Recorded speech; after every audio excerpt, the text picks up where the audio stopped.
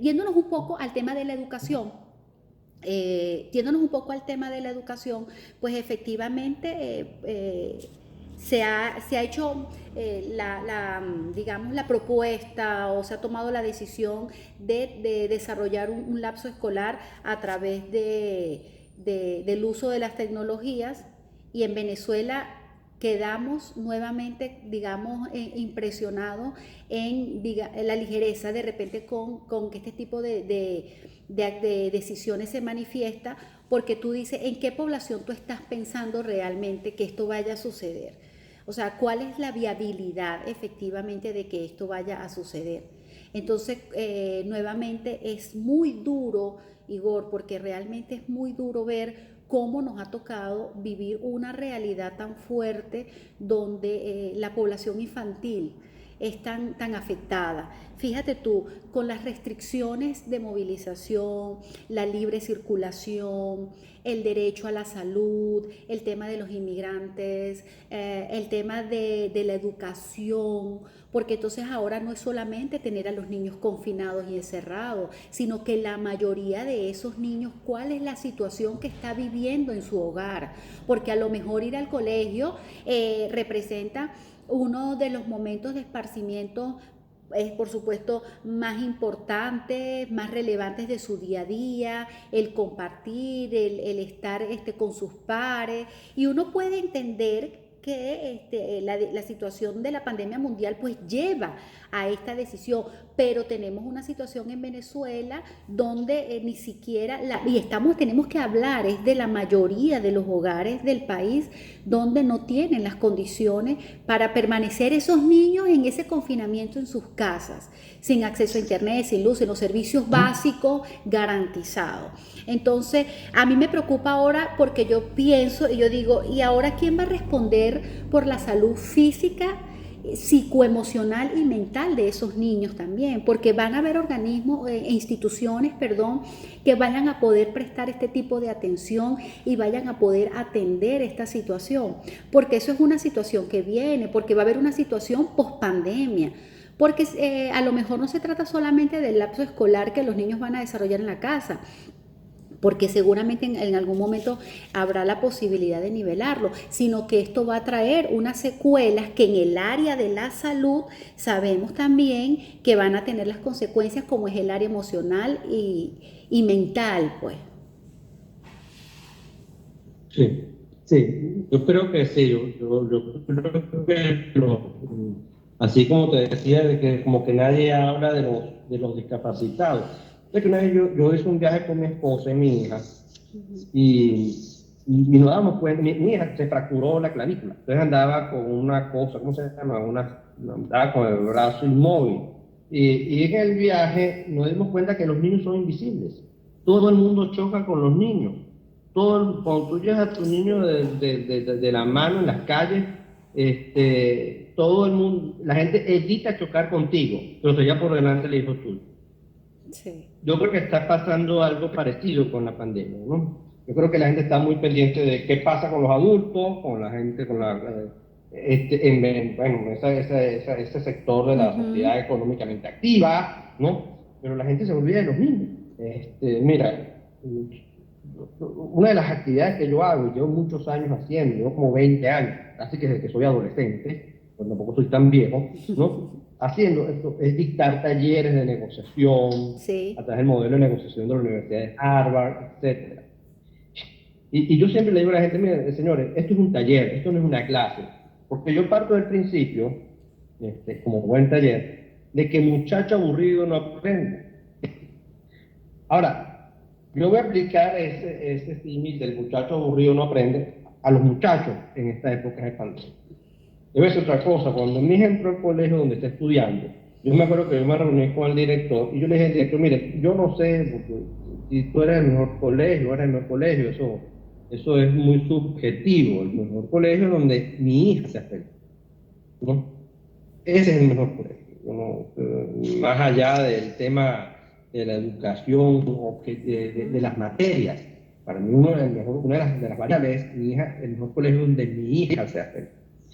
Dicho esto, mira, yo creo que que aquí la educación, los niños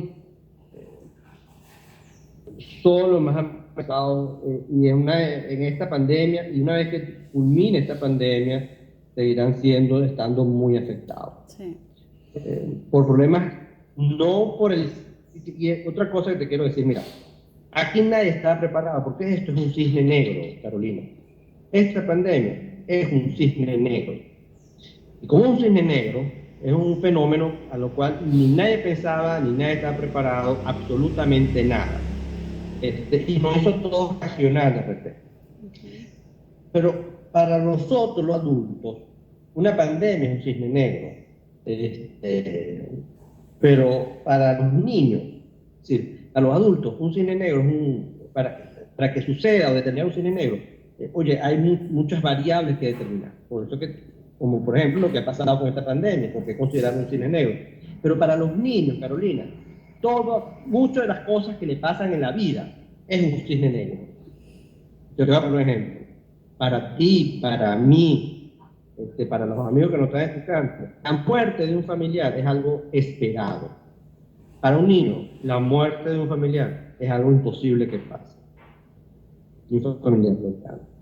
Para un niño eso sí es un cisne negro. Entonces, yo creo que dicho esto, yo creo que los niños efectivamente en este momento están siendo muy afectados. Te decía, porque en primer lugar, ¿qué gran parte de la sociedad tiene agua en sus casas las 24 horas al día? ¿Qué cantidad de familias tienen en su casa alimentación balanceada, que garantice el buen crecimiento físico y mental de sus hijos? ¿Qué cantidad de la población tiene un nivel, voy a decir algo tal vez que a mucha gente no le guste, pero es así, sociocultural, no estoy hablando económico, sino sociocultural, ¿no? Educativo, que realmente pueda sentarse con sus hijos, hablar de economía, o hablar de historia, hablar de ciencia, hablar de social? Yo creo que las respuestas son obvias. Yo creo que mis preguntas son retóricas, Carolina. Yo creo que la respuesta es fácil. Casi nadie. No, casi nadie en este país cumple con todas las variables, ¿no? Dicho esto, yo creo que esto nos debe a nosotros llamar la atención de cuál es el futuro que le depara a Venezuela. Hace muchos años que se está diciendo que a los niños no se les está dando, ni a los niños ni a los adolescentes, se les está dando una educación de calidad. Esta pandemia ha demostrado la poca calidad de educación venezolana, lo poco preparada de educación venezolana. Y una cosa, el que los niños reciban ciertas cosas, ciertas tareas o ciertos lineamientos vía online, no significa que el niño esté aprendiendo. Esa interacción con el maestro no existe. Y yo estoy seguro, y eso no lo estoy diciendo yo, esto es así. La educación online es mucho más rigurosa, es mucho más difícil que la educación presencial. No voy a hablar por tus hijos, Carolina, voy a hablar la mía, ¿no? Voy a hablar por los hijos ajenos, la mía.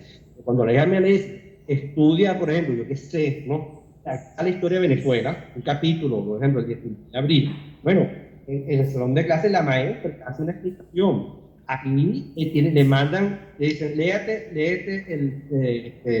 la página web tal, la página tal, investiga, etcétera. Es decir, que acceder a conocimientos, es verdad, está disponible en la computadora, pero entender eso que está en la computadora le cuesta mucho más, ¿no? Claro. Entonces, y más allá de que le hagan una evaluación al final del mes, al final del trimestre, al final de la semana, y que salga muy bien, no es garantía de que ese niño realmente está saliendo, con el conocimiento realmente afianzado. Me estoy metiendo tal vez en aguas que no son mías, ¿no? Tal vez son aguas de un poco más de alguien especialista en este mundo, pero creo que eso son verdaderos perogrullo. Dicho esto, creo que nuevamente hay que revisar cómo, y voy a hablar de nuestro país, de Venezuela, ¿no? Hay que revisar nuestro sistema educativo y hay que revisar las estructuras que ayudan que exista nuestro sistema educativo en Venezuela. Ojo, pero así como el educativo, de salud, etcétera. Porque, como tú bien has dicho, Carolina, toda esta pandemia lo que ha demostrado son muchísimas debilidades. Voy a hablar de nuestro país, voy a hablar de las debilidades que tenemos en las estructuras, en las instituciones, que son las que deben velar el respeto de los derechos humanos de cual sea que sea, pues, de la salud, como el de la educación, como el de acceso a la justicia.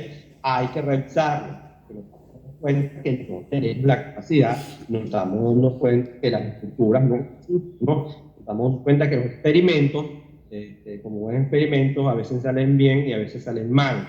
Y bueno, pero nos hemos dado cuenta, incluso por televisión, de la baja calidad de los profesores en Venezuela. No hay formación de hace mucho tiempo, formación no existe. Y bueno, no quiero caer en mofas, pero lo hemos visto en televisión.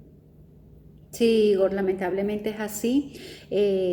Tenemos mucho que revisar, tenemos mucho que repensar y evaluar para los próximos años, para las nuevas generaciones. Yo creo que tenemos un gran reto como padres, como venezolanos, como profesionales, en este tema pospandemia, que no sea una situación que simplemente, bueno, mira, se levantó el confinamiento, ya las personas pueden salir y retomemos nuestras vidas como si nada haya sucedido, porque eso sí va a ser muy lamentable. Mira, y yo creo, mira, tú sabes que si algo reacción es que lo que haga o deje de hacer un señor en China, en Wuhan, donde seguramente yo nunca iré, no sé si tú, pero sí nos afecta a todo el mundo. Lo que Sí. yo quiero decir con esto, y voy a hacer esta analogía y va a ser un poco dura. Yo no sé si los que nos están escuchando van a ir alguna vez en su vida al barrio Carpintero o a un Nuevo Horizonte o al barrio Moscú en San Martín. Yo no sé, y tal vez nunca vayan ahí. Lo que sí es cierto es que lo que sucede allí sí lo va a afectar, sí afecta al resto de la sociedad. Yo leí hace tiempo un artículo de Gustavo Velázquez que decía la arrogancia de las élites. Yo creo que si algo nos debe llamar a esto, a la atención, es que debemos realmente, yo no quiero un mundo de igualdad, yo quiero un mundo donde la gente pueda tener acceso a la educación, a una educación de calidad, a un sistema de salud, pero un sistema de salud con calidad. Yo creo que las élites políticas, empresariales, intelectuales, deben salir de su arrogancia y entender que la corresponsabilidad realmente no la hago porque yo sea virtuoso, no, es que yo lo hago por egoísmo. Yo hace mucho tiempo estuve trabajando con comunidades cooperativas en el estado Vargas.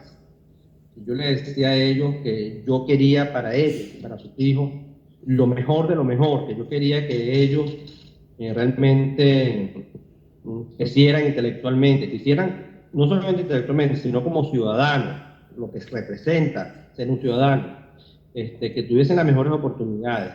No porque yo fuese chévere, Carolina, yo no soy chévere, sino porque a mí egoístamente, a mí me conviene, porque mañana o pasado, cuando mi hija vaya a La Guaira, a las playas, para que mi hija tenga menos probabilidad de que sea atracada en La Guaira, va a depender de que allí en La Guaira haya una comunidad desarrollada intelectualmente, como ciudadanos, etcétera, y que no tengan que ir a delinquir para poder alcanzar tal vez algunas de sus necesidades, cubrir algunas de sus necesidades. Lo que te quiero decir con esto entonces es que los amigos que nos están escuchando, ojalá que entiendan que aquí realmente necesitamos colaborar entre todos. que realmente queda demostrado que lo que pasa en un lado muy distante nos afecta a Nos todos. afecta. Y que en Venezuela tenemos que empezar a tomar medidas entre todos y a involucrarnos de una u otra forma a cambiar esta realidad. A cambiar esta realidad, repito, no porque seamos chéveres, no porque seamos virtuosos, sino por un principio de egoísmo virtuoso. Quiero que te vaya bien, porque en la medida que a ti te vaya bien, Exacto. en la medida que tú estés en tu casa, en la medida que tú recibas una buena educación, en la medida que tú recibas una salud, a mí me va a ir mejor.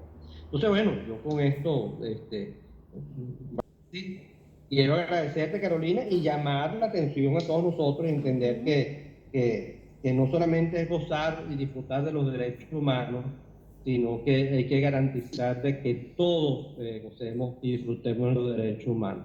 No nos llevemos a nuestros hijos por delante, no nos llevemos, mejor dicho, a los hijos ajenos en la calle cuando estemos caminando.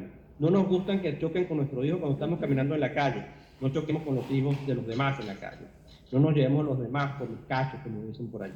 Creo que es el momento de reflexionar, creo que esto nos debe invitar a cambiar como sociedad.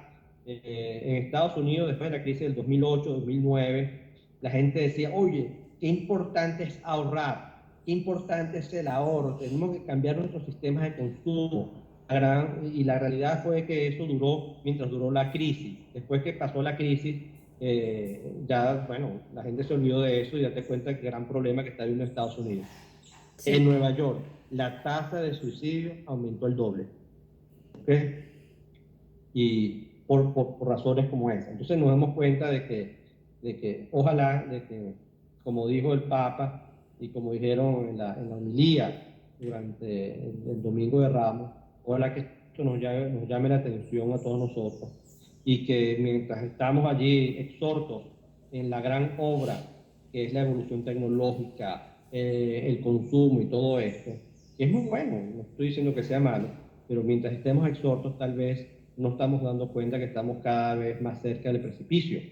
Y tal vez este coronavirus es el brochazo, es ya la llamada de atención para acercarnos un poco más a nuestro mundo, para ser un poco más humildes y entender de que realmente tenemos que cambiar. Todos, absolutamente todos, porque además el mundo va a cambiar. No por chévere, va a cambiar por egoísmo. Pero ojalá que ese egoísmo se convierta en egoísmo virtuoso. Gracias por tu reflexión. Excelentes palabras, Igor. De verdad, muchísimas gracias, muy oportunas. Y bueno, estaríamos conversando en otro momento también porque en este tiempo de cuarentena pues tenemos mucho que conversar y mucho que revisar y analizar.